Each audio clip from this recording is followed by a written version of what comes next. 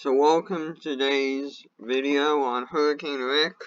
As I said, at the rate that I mentioned, everything I mentioned was going to happen yesterday. At the rate that I mentioned it was going to happen yesterday, we got Tropical Storm Rick.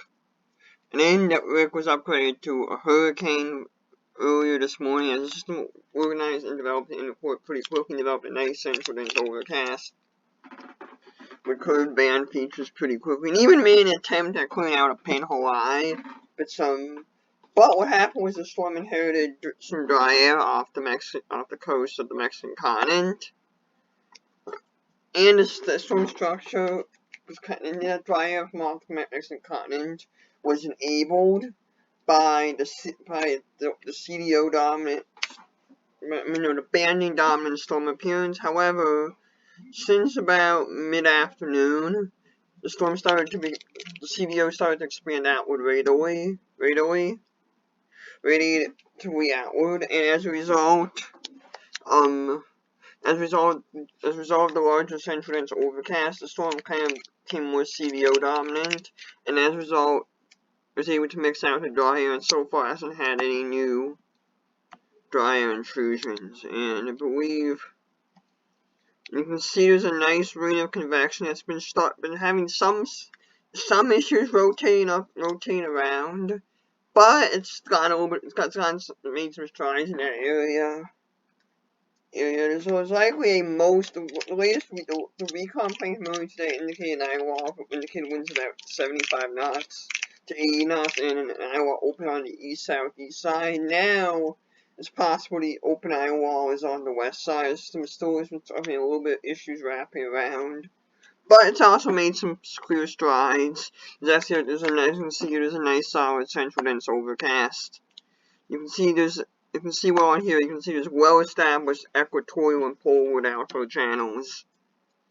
And you can see the storm ventilating on the broader basin-wide imagery.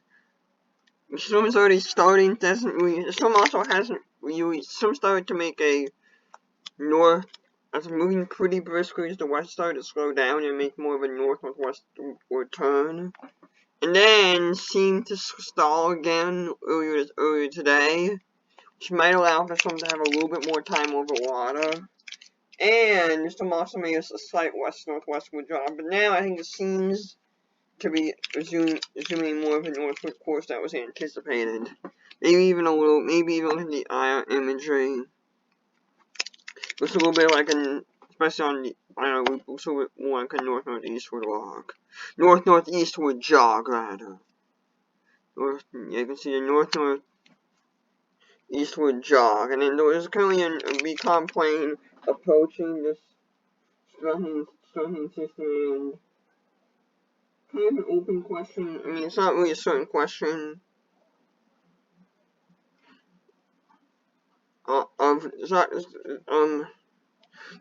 not really an open question of what the current recon plane is going to find, but I do anticipate the system is likely knocking on the doorstep of Category 2 intensity, and I think it's likely to strengthen further.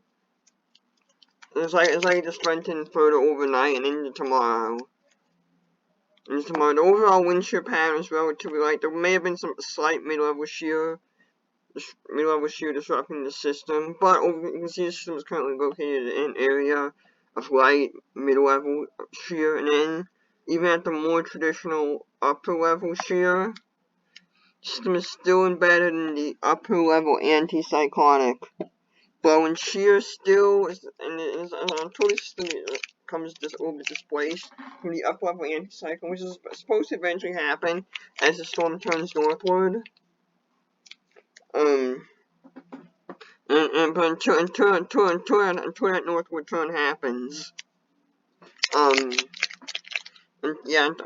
until northward motion happens and the storm becomes displaced, like the storm's from the upper level anticyclone, the system's likely to continue to intensify. The storm probably at this point has another 12 to 18 hours, which is good enough for the storm to actually successfully clear an eye and become a major hurricane.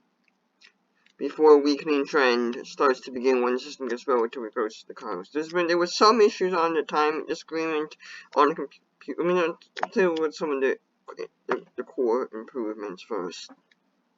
And you can sort of see the system was struggling for a while.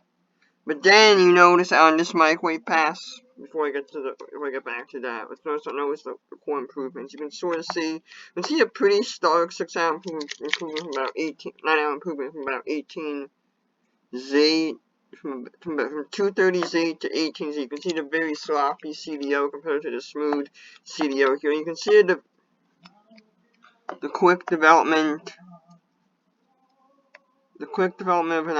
of a more prominent eye in about an hour.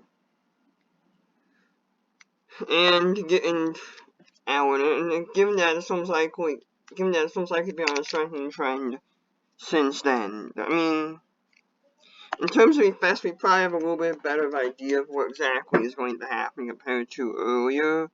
I'm going to take a little bit more of the model runs. And you can see the latest, the 0Z model, for example, brings the storm. So I believe now is recon data injected, bringing the storm, having the storm near the Mexican state of Bizarro Cardenas in the Mexican state of Michoacán. And the GFS also has landfall in a relatively similar area. Let me pull it up here, the GFS. The European has still been kind of trying to track more. Actually, the GFS actually kind of has a storm coming a little bit further west near the, still relatively close to Lazaro Cardenas, but also close to the Michoacán border. And also has a storm kind of curving somewhere. I think this mostly due to the model not having a great handle on topographical effects. There's a storm curving eastward a little bit, and spending slightly more time offshore, and weakening rapidly while it stays offshore. So there's still some uncertainty. The European, I believe, is still an eastward out. I believe the European is still an eastward outline, which should basically be disregarded at this point. The current National Hurricane Center tendency is at 75, not to 85 miles, but unless they updated it, increased it on the advisory right before this. They haven't issued their new advisory yet. So the current National Hurricane Center track is a little bit further eastward out of respect to the European model, but still has the system crossing the coast in about 36 hours. We both the GFS and each would have a landfall a little bit faster than that. So that would be likely landfall time frame is about 6Z on Monday to 12Z on Monday. The current tendency is about 85 miles per hour, and the pressure is at in the 978 millibar range, I believe, was the pressure from the last recon plane. There's a hurricane warning in effect for these areas whose names I'm not. I don't really want to butcher because I'm bad at butchering names. But basically, anywhere from through Manzanillo all the way through eastern Guajaro. It's likely to at least bore some gale force winds. It's likely to be at the models I showed yesterday. It's likely to be potentially in excess of 10. The current National Hurricane Center product, for example, has isolated amounts of 20 inches across some of the isolated terrain. So about 10 to 20 inches of rain in certain isolated locations.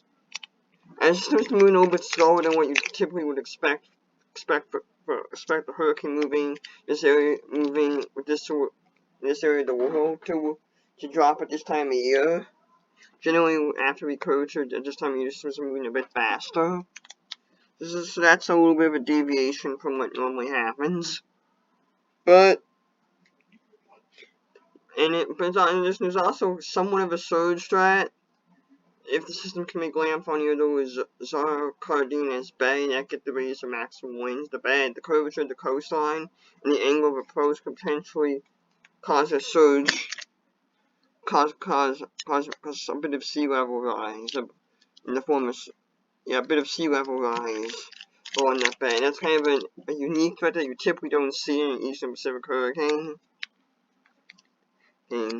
There's also obviously the wind threat, and as well as the rain threat. Those are the two main concerns, as typically is the case. Even if there's some elevated storms threat, given that curvature of some of these bays. But I mean, the main threat, as I mentioned earlier, the main threat of the system is likely to be the rain and the wind threat.